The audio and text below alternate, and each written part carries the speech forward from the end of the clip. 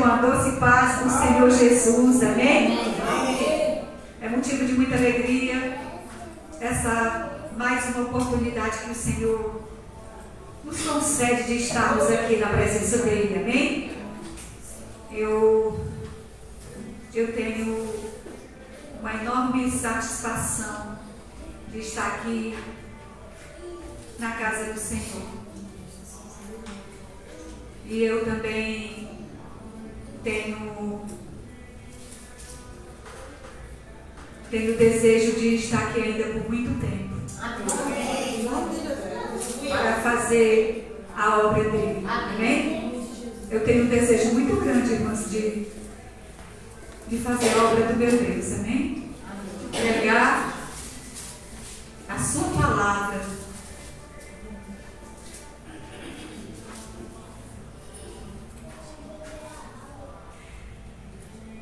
Eu quero ler a palavra do Senhor aqui em Lucas, no Evangelho de Lucas, primeiro.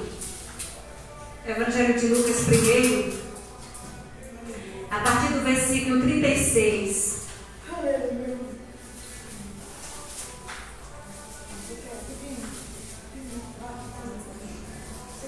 Que diz assim: E eis que também Isabel, tua prima, concebeu um filho em sua velhice. E é este o 6º mês para aquela que era chamada estéril. Porque para Deus nada é impossível. Disse então Maria: Eis aqui a serva do Senhor, cumpra-se em mim segundo a tua palavra. E o anjo ausentou-se dela. Amém? Amém. Glória a Deus. A palavra do Senhor nos diz aqui que o anjo Gabriel, ele vem visitar Maria para anunciar que ela foi agraciada por Deus. Que ela foi agraciada por Deus. Bendita és tu entre as mulheres, agraciada. Né?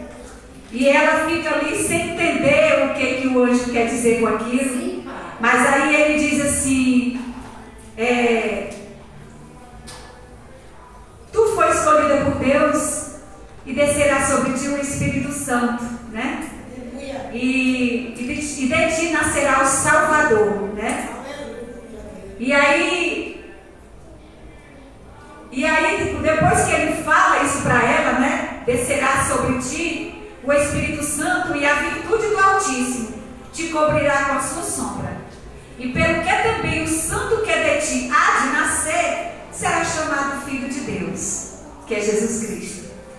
E depois disso é que ele vai falar para ela que a tua prima Isabel, naquele momento ali, Maria, ela ficou anestesiada, né?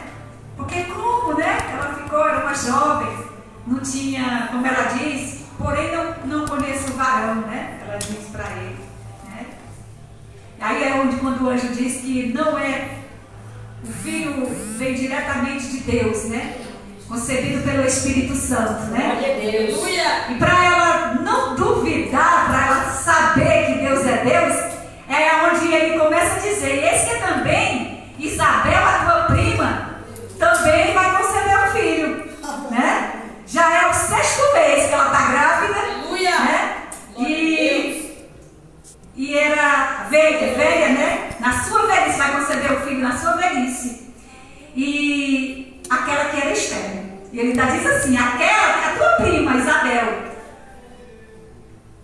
Lembra dela, né? Em outras palavras, tu lembra dela, a tua prima? Quanto tempo está que tu não vê ela, né? Então, ela está grávida, né?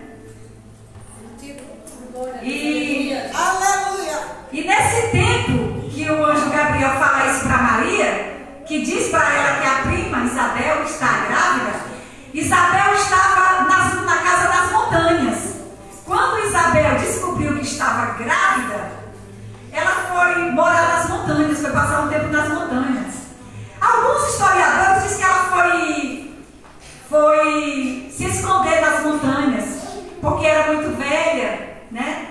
Já de idade, e talvez ela tivesse vergonha de estar grávida.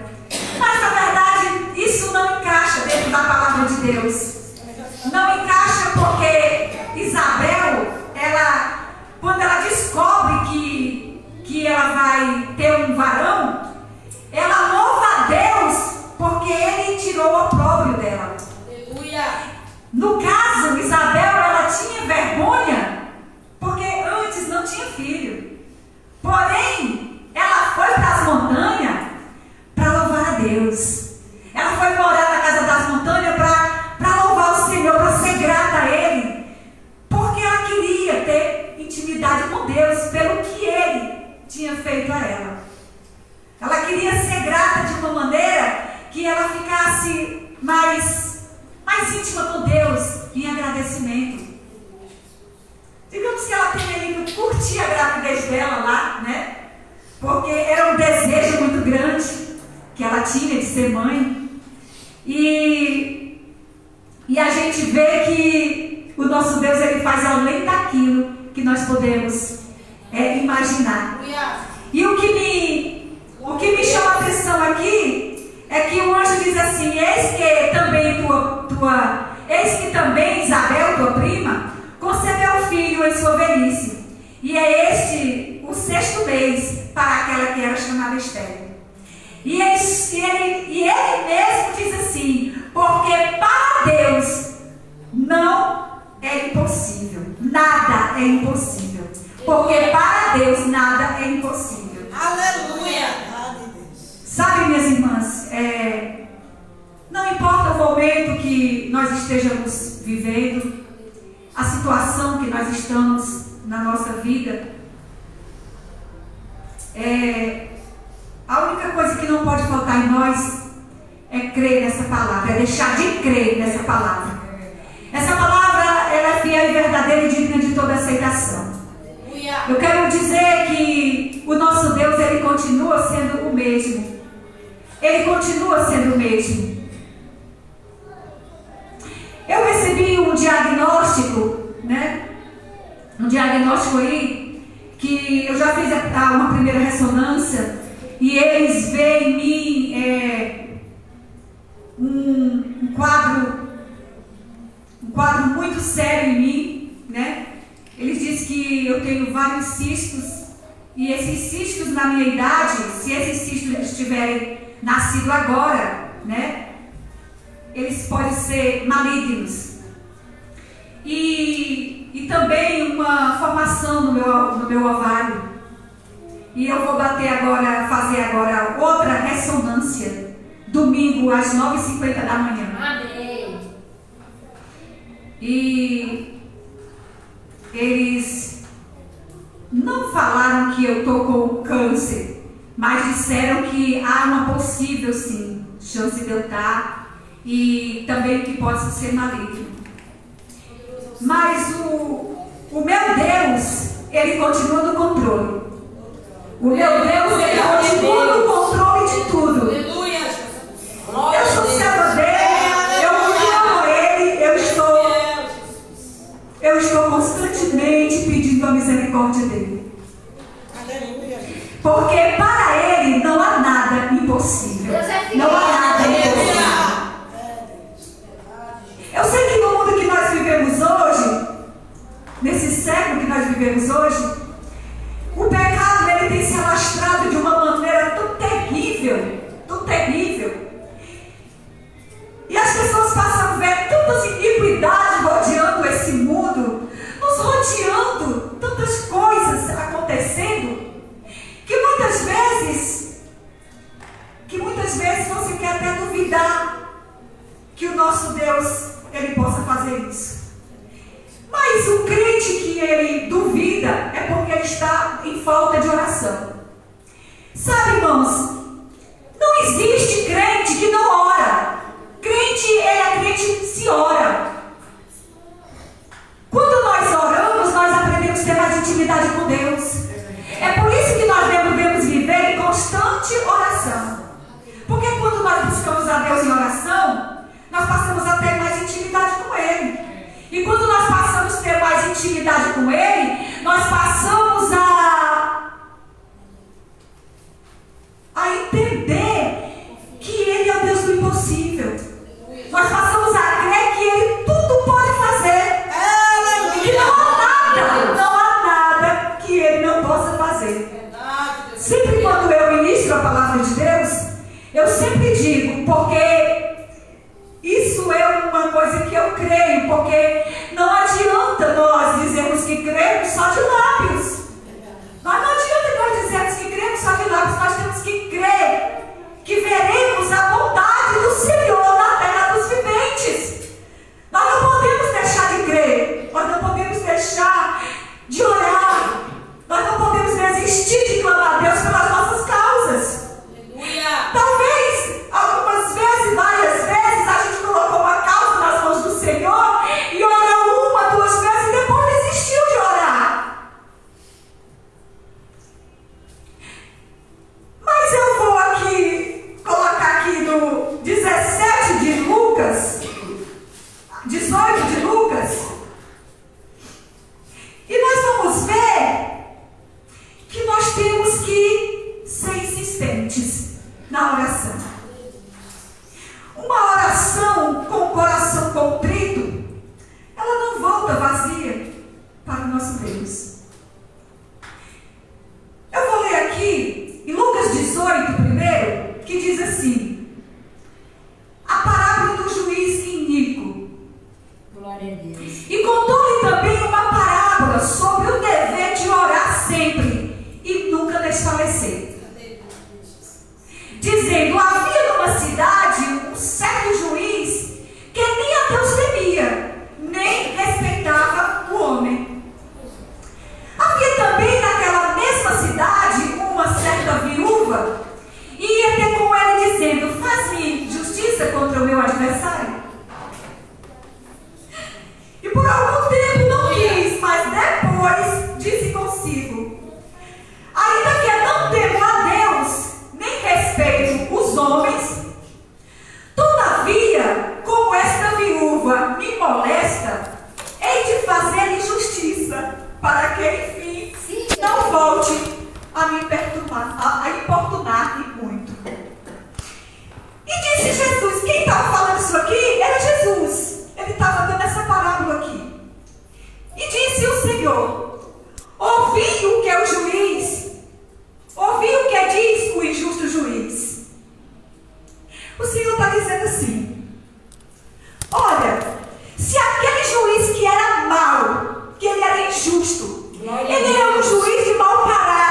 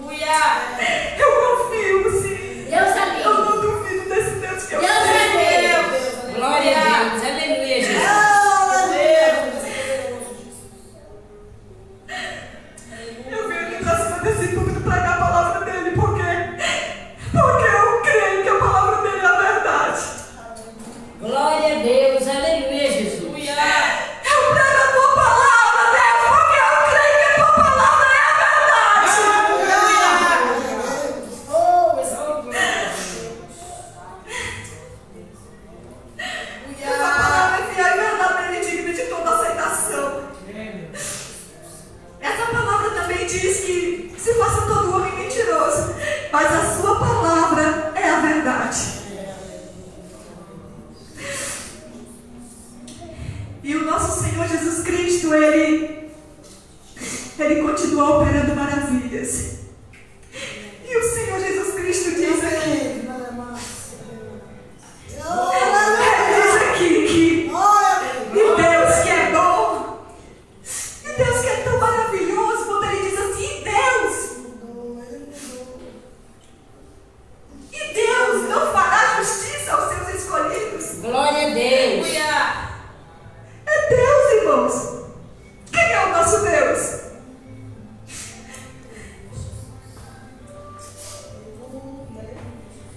Será que nós conhecemos mesmo quem é o nosso Deus? Glória a Deus. Aleluia, Jesus. O nosso Deus, irmãos, Ele é cheio de amor. Ele é cheio de benignidade. O salmista Davi, ele diz assim: pereceria sem dúvida se não cresce na bondade de Deus na terra dos viventes.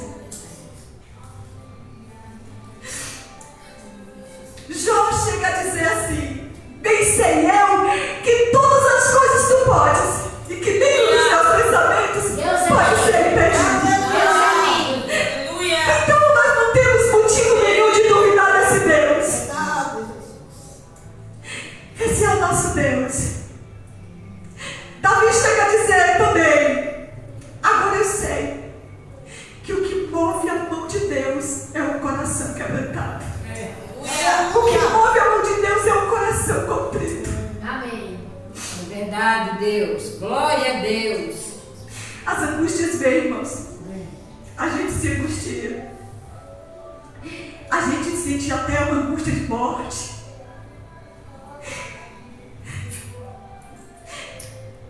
Deus Mas eu sou fraca. O meu Deus é que é forte. É verdade. O Glória apóstolo Paulo diz assim: quando eu estou fraco é que eu estou forte. Quando nós estamos fracos, quando nós, digamos assim, nós fazemos como publicano, bate no peito, e ele diz que não é digno nem de levantar o rosto. Me perdoa, meu Deus, porque eu sou pobre e miserável pecador. O crente, ele está forte, mas quando ele reconhece que ele é totalmente dependente de Deus. Quando o apóstolo Paulo diz que quando eu penso que estou forte, é que eu estou fraco. E quando eu penso que eu estou fraco, é que eu estou forte.